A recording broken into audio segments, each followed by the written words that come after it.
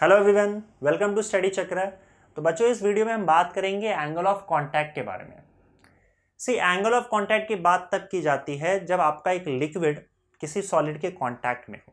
तो अगर एक लिक्विड सॉलिड के कांटेक्ट में है, वहां पे एंगल ऑफ कांटेक्ट डिफाइन किया जाता है। लेकिन एंगल ऑफ कांटेक्ट है क्या? देखो, नाम से पता चल रहा है कि ये डेफिनेटली किसी एंगल के बारे में हम बात कर रहे हैं। और जब एंगल की बात हो रही है तो एंगल या तो किसी दो रे के बीच में होगा या किसी दो लाइन के बीच में होगा। तो ये कौन से दो लाइन और कौन से दो रे की बात कर रहे हैं, ये देखते हैं हम लोग। तो पहली चीज तो मैंने बताया था कि एंगल ऑफ कांटेक्ट की बात तब होगी जब एक पर्टिकुलर लिक्विड किसी पर्टिकुलर सॉलिड के कांटेक्ट में होगा। तो एक लिक्विड और सॉलिड के पेयर के बाद, मतलब अगर एक लिक्विड और सॉलिड का जो पेयर है, उस पेयर के लिए आपका एंगल ऑफ कांटेक्ट डिफाइन होगा। अगर आपने लिक्विड या सॉलिड चेंज कर दिया तो एंगल ऑफ कांटेक्ट भी चेंज हो जाता है। जैसे आपको पता है कि अगर मैं ग्लास का सरफेस लूँ और उस पर पानी डालूँ, पानी का एक ड्रॉप रखूँ या ऑयल का एक ड्रॉप रखूँ, तो आपको कुछ इस तरीके से ड्रॉप का शेप मिलेगा। तो नीचे में आपका ग्लास है या फिर पत्थर है, कोई भी सरफेस है, ये सॉलिड हो गया, और ये जो वाटर है ये आपका लिक्विड है। सॉलिड लिक्विड दोनों का पेयर है, दोनों कांटेक्ट में है, तो यहां पे हम एंगल ऑफ कांटेक्ट की बात करेंगे। कई बार आपको किसी सॉलिड पे लिक्विड का इस तरीके से आपको शेप दिखेगा। जैसे अगर मान लो आपने पत्थर पे या फिर नीचे जो सॉलिड है वो अगर आपका ग्लास है या पत्थर है और उस पर आपने एक मर्क्यूरी का ड्रॉप ले लिया, मर्क्यूरी जो आपका थर्मोमीटर में यूज होता है, तो मर्क्यूरी का ड्रॉप आपको कुछ इस तरीके से नजर आएगा, ऐसे नजर नहीं आएगा। या फिर आपको पता है कि जो पानी होता है, पानी को अगर आप कुछ खास तरीके से, एक खास तरीके के पत्ते आते हैं, लीफ आते हैं, उस पत्ते पर आप देखोगे जब बारिश की बूंदें गिरती हैं तो वो मोती जैसे ऐसे गोले गोले आकार का हो जाता है, राइट। या फिर मुझे लगता है शायद कमल का जो पत्ता होता है, कमल के फूल का पत्ता, उसमें भी पानी की जो बूंदें हैं वो मोती जैसे ऐसे चमकते हैं या ऐसे गोल शेप में आ जाते हैं। तो यहाँ पे भी देखो, आपका सॉलिड ये है, लिक्विड ये है, कांटेक्ट में है, यहाँ पे भी आप एंगल ऑफ कांटेक्ट डिफाइन कर सकते हो। पर एंगल ऑफ कांटेक्ट क्या होता है, ध्यान से सुनना। देखो, जो पॉइंट ऑफ कांटेक्ट है, पॉइंट ऑफ कांटेक्ट मतलब ये कि जहाँ पे देखो, ये आपका पॉइंट ऑफ कांटेक्ट जहाँ पे लिक्विड और सॉलिड दोनों कांटेक्ट में हो। अब लिक्विड और कांटेक्ट जो है, लिक्विड और सॉलिड जो ये पूरा सब कुछ कांटेक्ट में है, तो हम सिर्फ उस पॉइंट की बात करेंगे जो फ्री सरफेस का पार्ट है। आप देखो, ये जो आपका लिक्विड ड्रॉप है, ये इसका पूरा फ्री सरफेस है। फ्री सरफेस मतलब क्या? जो वो सरफेस जो आपके एयर के कांटेक्ट में हो, और ये पूरा बल्क के लिक्विड हो गए, बल्क के मॉलिक्यूल्स हो गए, तो ये आपका फ्री सरफेस है। फ्री सरफेस के मॉलिक्यूल्स देख रहे हो?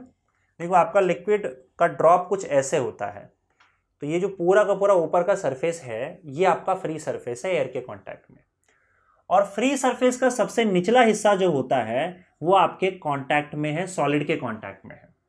इनफैक्ट ये भी सारे मॉलिक्यूल्स लिक्विड के सॉलिड के कांटेक्ट में हैं, लेकिन ये फ्री सरफेस का हिस्सा नहीं है, क्योंकि फ्री सरफेस तो ये सारा है। तो जब फ्री सरफेस जहां पे खत्म होता है, वहां पे एक पॉइंट, यहाँ पे जो मॉलिक्यूल है, ये मॉलिक्यूल आपका जो है वो सॉलिड के कांटेक्ट में भी है और फ्री सरफेस पे भी है। लिक्विड के फ्री सरफेस का हिस्सा भी है और सॉलिड के कांटेक्ट में भी है। तो आपको इस पॉइंट को पकड़ना है, इस लिक्विड के मॉलिक्यूल को पकड़ना है, which is a part of free surface of liquid and also in the contact of solid. Okay, और यहां से आपको लिक्विड सरफेस पे टेंजेंट ड्रॉ कर देना है, टेंजेंट ड्रॉ करना है लिक्विड सरफेस पे। अब आप ऐसे बहुत सारे टेंजेंट्स ड्रॉ कर सकते हो, क्योंकि आप देखोगे कि अगर सपोज करो ये वाला जो लिक्विड का सरफेस है वो सॉलिड के साथ ऐसे कांटेक्ट में है, तो कांटेक्ट में अगर ऐसे है तो ऐसे आपको पूरा एक सर्कल मिल जाएगा, जहां पे पूरे सर्कल पे जो मॉलिक्यूल्स होंगे वो फ्री सरफेस का हिस्सा भी है और सॉलिड के कांटेक्ट में भी है। समझ रहे हो ना? तो उस सर्कल के मॉलिक्यूल पे किसी भी मॉलिक्यूल को पकड़ो और सरफेस पे टेंजेंट ड्रॉ कर दो कहीं से भी। तो यहां से जब तुम टेंजेंट ड्रॉ करते हो तो एक तो ये टेंजेंट हो गया, तो एक लाइन हम लोग को मिल गई एंगल के लिए, और दूसरी लाइन जो है वो आपका सॉलिड सरफेस है। ये जो सॉलिड का सरफेस है ये आपकी दूसरी लाइन हो गई। इनके बीच में जो एंगल बनेगा वही एंगल ऑफ कांटेक्ट होता है। लेकिन आप देख सकते हो यहाँ पे दो एंगल बन रहा है, तो हमेशा आपको एंगल जो है लिक्विड के साइड में बनाना है, मतलब जिस साइड लिक्विड होगा उस साइड से एंगल बनाना है, और ये जो एंगल होता है यही आपका एंगल ऑफ कांटेक्ट हो जाएगा। समझे एंगल ऑफ कांटेक्ट क्या होता है? एंगल ऑफ कांटेक्ट क्या है? Angle between tangent. टैंजेंट कहाँ बनाना है? फ्री सरफेस पे बनाना है, फ्री सरफेस के उस पॉइंट पे बनाना है जो आपके सॉलिड के कांटेक्ट में है। तो वो टैंजेंट और सॉलिड सरफेस के बीच का जो एंगल होता है, जो कि हम लिक्विड के साइड से बना रहे हैं, वही आपका एंगल ऑफ कांटेक्ट हो जाएगा। करेक्ट? अच्छा, यहां पे देखते हैं एंगल ऑफ कांटेक्ट कैसा होगा। अब यहां पे देखो बहुत कम हिस्सा है जो लिक्विड जो सॉलिड के कांटेक्ट में है, तो यहां पे भी देखो फ्री सरफेस का पार्ट होना चाहिए वो पॉइंट, और वो पॉइंट लिक्विड के फ्री सरफेस का पार्ट होना चाहिए और सॉलिड के कांटेक्ट में भी होना चाहिए।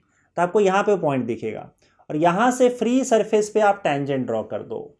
तो फ्री सरफेस पे जब आप टेंजेंट ड्रॉ करोगे तो ये टेंजेंट कुछ ऐसे दिखेगा।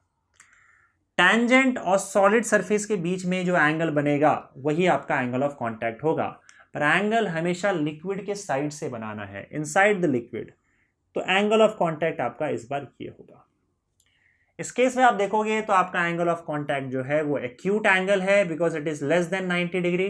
इस केस में आपका एंगल ऑफ कांटेक्ट जो है वो ऑब्ट्यूस एंगल है, because it is more than 90 degree. Right? समझ गए? अब देखो कई बार क्या होता है कि अगर सपोज करो आप किसी लिक्विड में एक बहुत पतला सा ट्यूब डाल देते हो, तो ये हम आगे पढ़ने वाले हैं कि ऐसा क्यों हो रहा है। अभी बस समझ लो कि उस ट्यूब के अंदर लिक्विड ऊपर चला जाता है और आपके पास इस तरीके से एक मेनिस्कस आ जाता है। इसको बोला जाता है मेनिस्कस। ट्यूब के अंदर जो लिक्विड का फ्री लिक्विड के सरफेस का जो शेप बनता है, इस शेप को मेनिस्कस बोलते हैं। तो यहाँ पे आप क्लियरली देख सकते हो ये शेप जो है कॉनकेव है इस तरीके से। अब यहाँ पे आप एंगल ऑफ कांटेक्ट कैसे निकालोगे बताओ? यहाँ पे भी देखो क्या करना है, एक तो सॉलिड का ये सरफेस हो गया और ये लिक्विड का फ्री सरफेस है, ये पॉइंट ऑफ कांटेक्ट है। पॉइंट ऑफ कांटेक्ट से फ्री सरफेस ऑफ लिक्विड पे बनाना है टेंजेंट। ठीक है? टेंजेंट और सॉलिड सरफेस के बीच का एंगल आपका एंगल ऑफ कांटेक्ट हो जाएगा, और ये एंगल यहां से मेजर नहीं करना है, लिक्विड के साइड से मेजर करना है। तो यहां पे इस तरीके से आपका एंगल ऑफ कांटेक्ट है, और ये क्लियरली आपको दिख रहा है कि आपका एंगल ऑफ कांटेक्ट यहां पे एक्यूट है। अब देखो ये जो फ्री सरफेस है आपका, ये कॉनकेव शेप क्यों बना रहा है ट्यूब में, इसका एक्सप्लेनेशन भी आपको मिलेगा अगले वीडियो में। पर यहां पे ऐसा होता है, आप देख सकते हो। दूसरी बात, ये कई ट्यूब में क्या होता है कि अगर आपने एक पर्टिकुलर लिक्विड लिया, जैसे यहाँ पे आपने वाटर ले लिया ग्लास के साथ, ग्लास ट्यूब में आपने वाटर डाल दिया। यहाँ पे अगर सपोज करो ग्लास ट्यूब में आपने मर्क्यूरी डाल दिया, तो मर्क्यूरी के केस में ये थोड़ा सा केस अलग हो जाता है। मर्क्यूरी के केस में आप देखोगे कि ये लेवल नीचे चला जाता है, और आपका जो शेप है मेनिस्कस का शेप कॉन्वेक्स हो जाता है। अब इस केस में देखो आपका ये पॉइंट ऑफ कांटेक्ट है, यहाँ से फ्री सरफेस ऑफ लिक्विड पे टेंजेंट ड्रॉ करो, और एंगल लिक्विड के साइड से देखना है।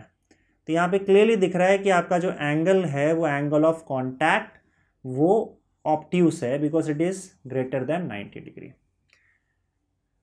तो इस तरीके से आप अगर एक लिक्विड सॉलिड के कांटेक्ट में है तो आप एंगल ऑफ कांटेक्ट यहाँ पे अलग अलग केस में डिफाइन कर सकते हो। हाँ, एक छोटी सी चीज मैं और बता दूं कि एंगल ऑफ कांटेक्ट एक्यूट जो है वो उस केस में बनता है जहां पे आपका लिक्विड जो है वो सॉलिड को भिगा देता है या वेट कर देता है। Liquid which wets the solid मतलब सॉलिड को भिगा देता है। तो अब ऐसी बात है कि पानी ग्लास पे आप डालोगे तो पानी ग्लास को भिगा देता है, liquid which wets the solid. ऐसे केस में हमेशा आपका एंगल ऑफ कांटेक्ट एक्यूट बनेगा, लेकिन मर्क्यूरी ग्लास को भिगा नहीं पाता है। तो जैसे आपने ग्लास में मर्क्यूरी डाला और उसके बाद फिर मर्क्यूरी को उड़ेल लो, तो आपको एक भी मॉलिक्यूल यहाँ पे नहीं दिखेंगे मर्क्यूरी के, मतलब ग्लास को भिगा नहीं पाया। लेकिन ग्लास में पानी भरो और उसके बाद उसको उड़ेल दो तो ग्लास गीली हो चुकी होगी, उसमें वाटर के मॉलिक्यूल्स लग जाते हैं। तो यहाँ पे ऐसे केस में लिक्विड वेट्स द सॉलिड जब ग्लास और वाटर की बात हो रही है, लेकिन जब ग्लास और मर्क्यूरी की बात हो रही है तो मर्क्यूरी ग्लास को भिगा नहीं पाता है। लिक्विड अगर सॉलिड को भिगा ना पाए, liquid does not wet solid, liquid अगर सॉलिड को भिगा ना पाए तो ऐसे केस में आपका एंगल ऑफ कॉन्टैक्ट जो है वो ऑब्ट्यूज ही बनता है। इसका पूरा का पूरा एक्सप्लेनेशन, ये जो लिक्विड का मेनिस्कस कॉन्केव कब बन रहा है, कॉन्वेक्स कब बनता है, किस केस में बनता है, ये सारा एक्सप्लेनेशन आपको अगले वीडियो में मिलेगा। फिलहाल यहाँ पे मैं एंगल ऑफ कॉन्टैक्ट की बात कर रहा था, उसका मैं इंट्रोडक्शन दे रहा था, ठीक है। अच्छा, एक और चीज़, एंगल ऑफ कॉन्टैक्ट किन फैक्टर्स पे डिपेंड करता है, मतलब ऐसे कौन से फैक्टर्स हैं जो एंगल ऑफ कॉन्टैक्ट पे असर डालते हैं, ये भी हम लोग चेक करते हैं। एक तो भाई आपका टेम्परेचर असर डालेगा और दूसरा इम्प्योरिटी, और इन दोनों के बारे में बात कर लेते हैं। टेम्परेचर, अगर आपने लिक्विड का टेम्परेचर इंक्रीज किया तो एंगल ऑफ कॉन्टैक्ट डिक्रीज हो जाता है। देखो, एंगल ऑफ कॉन्टैक्ट थीटा जो है इसका सीधा सीधा सरफेस टेंशन से लेना देना है। अगर आपका लिक्विड का सरफेस टेंशन इंक्रीज होता है तो एंगल ऑफ कॉन्टैक्ट भी ज़्यादा हो जाएगा।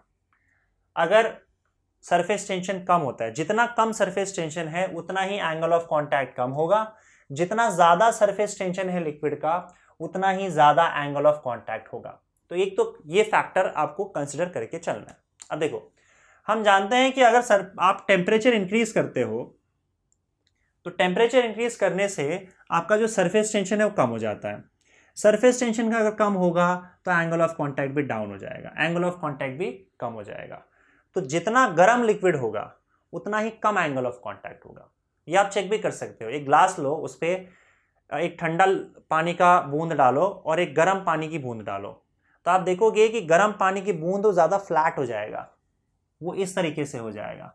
इससे होता है कि आपका एंगल ऑफ कॉन्टैक्ट कम हो जाता है। तो टेम्परेचर बढ़ाने से सरफेस टेंशन कम होता है और एंगल ऑफ कॉन्टैक्ट कम हो जाता है। दूसरी बात है इम्प्योरिटी की। हमने देखा था दो टाइप का इम्प्योरिटी होता है। वो इम्प्योरिटी जो लिक्विड में घुल जाए, सल्यूबल हो, जैसे कि पानी को नमक में घोल दो, क्या बोल रहा हूँ मैं, सॉरी नमक को पानी में घोल दो, घुल जाता है। तो जो इम्प्योरिटी लिक्विड में घुल जाए, सल्यूबल हो, ऐसा इम्प्योरिटी लिक्विड के सरफेस टेंशन को बढ़ा देता है, समझे। तो ऐसे केस में क्या होगा कि अगर आप सल्यूबल इम्प्योरिटी यूज कर रहे हो तो सरफेस टेंशन इंक्रीज हो जाएगा, तो एंगल ऑफ कॉन्टैक्ट भी इंक्रीज हो जाएगा। लेकिन अगर आप इनसोल्यूबल या पार्शियल सोल्यूबल, जो जल्दी से घुल ना पाए, ऐसे इम्प्योरिटी को मिलाते हो, तो ऐसे केस में आपका सरफेस टेंशन कम हो जाएगा तो एंगल ऑफ कॉन्टैक्ट भी कम हो जाएगा, समझे। ये डिपेंड करता है इम्प्योरिटी पे भी। उसके अलावा सरफेस टेंशन, उसके अलावा जो आपका एंगल ऑफ कॉन्टैक्ट है वो ऑब्वियसली बात है कि आपका सॉलिड का जो सरफेस है वो कैसा है उस पर भी डिपेंड करता है, क्योंकि ये सॉलिड और लिक्विड के पेयर की बात है। आपका सॉलिड का मटेरियल कैसा है, सॉलिड का सरफेस कैसा है, इस पर भी एंगल ऑफ कॉन्टैक्ट डिपेंड करता है। आपने उस पर कैसा लिक्विड लिया हुआ है, लिक्विड का क्या नेचर है, लिक्विड कौन सा लिया है, इस बात पे भी डिपेंड करता है कि आपका एंगल ऑफ कॉन्टैक्ट कितना बनेगा। जैसे कि अगर सपोज करो मैं वाटर की बात कर रहा हूँ, तो वाटर का एंगल ऑफ कॉन्टैक्ट हमेशा फिक्स नहीं होगा। अगर नीचे सोने का बर्तन है तो वाटर का एंगल ऑफ कॉन्टैक्ट अलग होगा, नीचे कॉपर का सॉलिड लाया मैंने तो एंगल ऑफ कॉन्टैक्ट अलग हो जाएगा, नीचे ग्लास लाया तो उसके लिए एंगल ऑफ कॉन्टैक्ट अलग हो जाएगा। मतलब आप कौन सा सॉलिड ला रहे हो उस पर डिपेंड करता है। दूसरी बात ये, अगर आप सॉलिड फिक्स कर देते हो, जैसे मैंने मान लो गोल्ड फिक्स कर दिया, उस पर अगर सपोज करो मैं लिक्विड बदल दूँ, उस पर वाटर डालो तो सरफेस तो एंगल ऑफ कॉन्टैक्ट अलग होगा, ऑयल डालो तो एंगल ऑफ कॉन्टैक्ट अलग होगा। मतलब सॉलिड लिक्विड का कौन सा पेयर है, सॉलिड कैसा है और लिक्विड कैसा है, इन सारे चीज़ों पे आपका एंगल ऑफ कॉन्टैक्ट डिपेंड करता है। समझ गए। तो ये सारे फैक्टर्स थे जिस पे एंगल ऑफ कॉन्टैक्ट डिपेंड करता है। इस वीडियो में बस इतना ही, बाकी सारा एक्सप्लेनेशन जो है वो आपको नेक्स्ट वीडियो में मिलेगा। ठीक है, थैंक यू।